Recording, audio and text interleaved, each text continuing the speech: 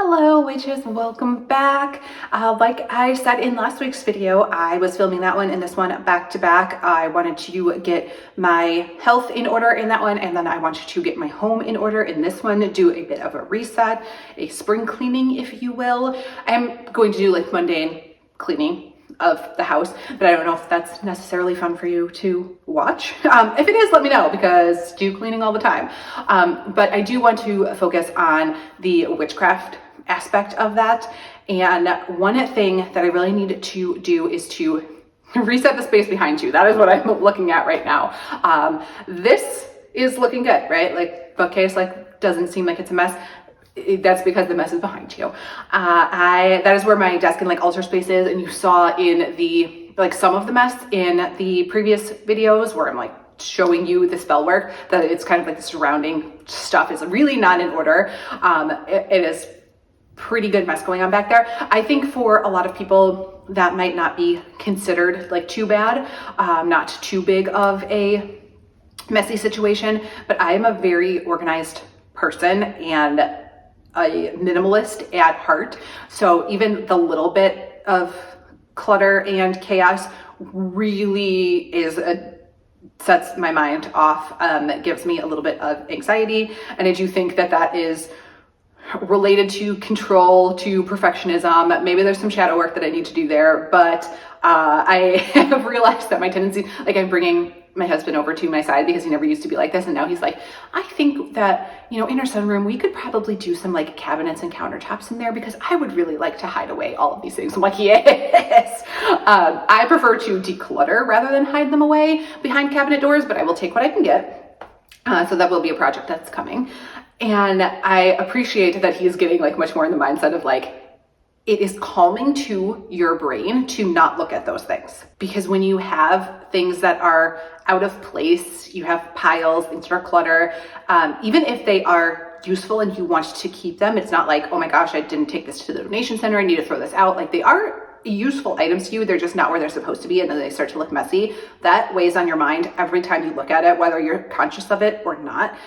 You have that idea that something's not finished.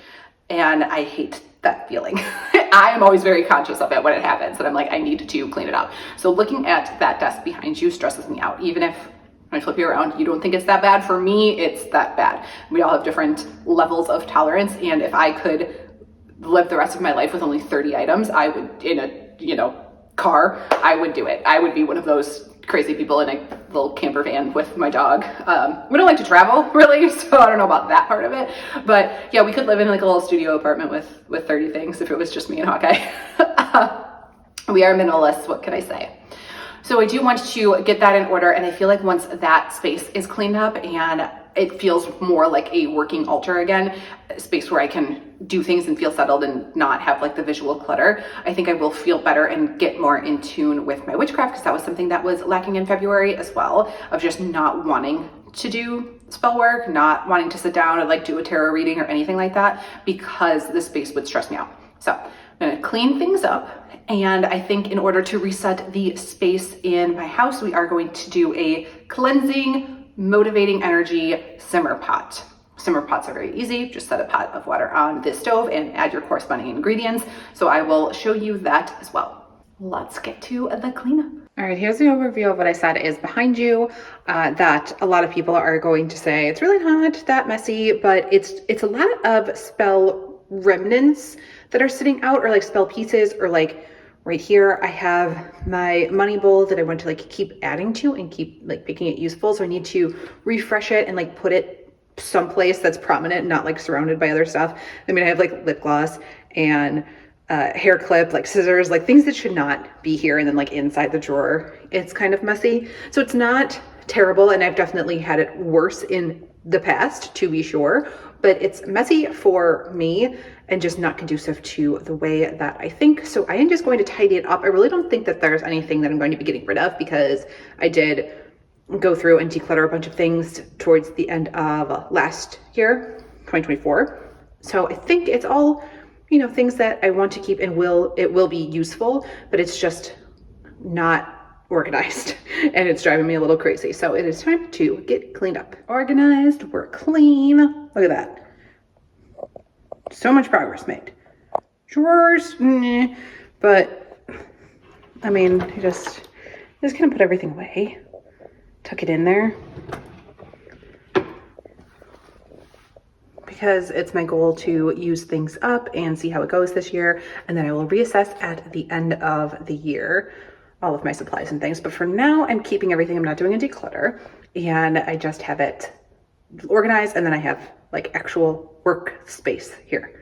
And now we are going to do the witchy side of it, of like cleansing and blessing a new space. So here we've got the clean space, and I am set up to do a spell for cleansing and blessing, like a working altar space. So for that, you are going to need some form of smoke cleansing, like incense or bundle.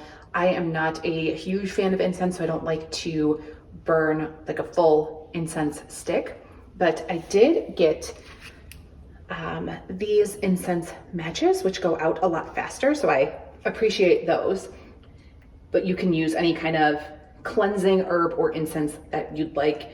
I have the like a fresh rosemary sitting here just to symbolize, but I am going to use the bayberry incense matches for that purpose. You're also going to need some salt for grounding, some water for purification. I do have water in this little bowl here. You are going to need a white candle for clarity and light. And then if you work with any spirits or deities, you might want to have some offering items ready to reset those up on your altar. So the first thing I'm going to do is just sit quietly for a few moments to set my intention and envision this altar space sort of glowing with that clean, calm, but powerful energy, and then state my like specific intentions. Like I cleanse the space of negativity and bless it for magical workings.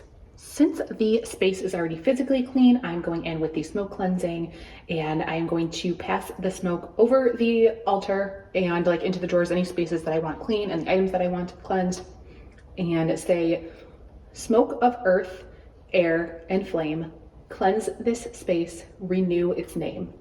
Negative energies, I cast you away, leave no trace by night or day.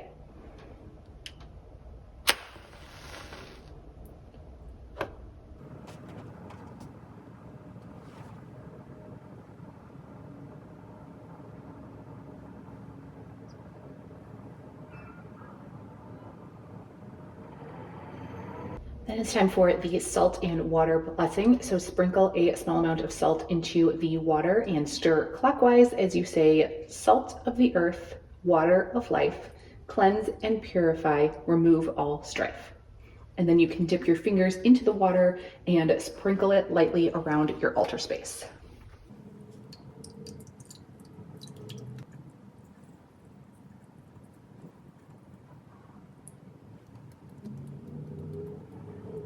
Then it's time to light the candle, a white candle in the center of the altar space, and say, fire of clarity, burn away the old, bring light, warmth, and blessings untold.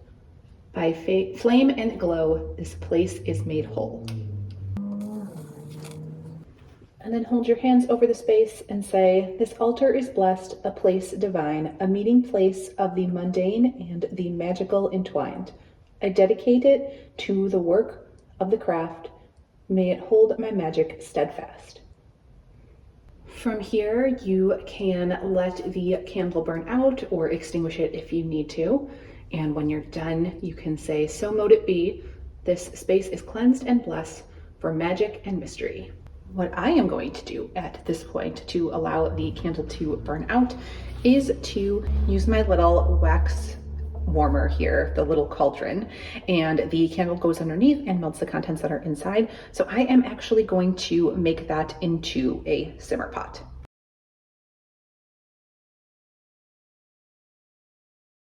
I'm going to very carefully pour the water from here into the cauldron.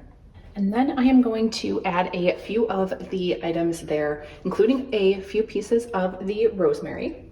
And since I want this to be cleansing and motivation, I am going to do the rosemary for the cleansing and enhancing focus. I'm also going to do dried orange peel to invite joy and motivation. Some cinnamon chips for motivation and warmth, some bay leaves to clear negative energy and promote success, some cloves for protection, purifying, and they help bring mental sharpness. And right there I have a bit of mint oil, which smells amazing, but it's also very invigorating and refreshing. So I'm going to think about my intention for each item that I add. And then as it's simmering, I'm going to say the words, I clear away stagnant energy and welcome fresh motivation and focus. And then I will leave it until the candle burns out.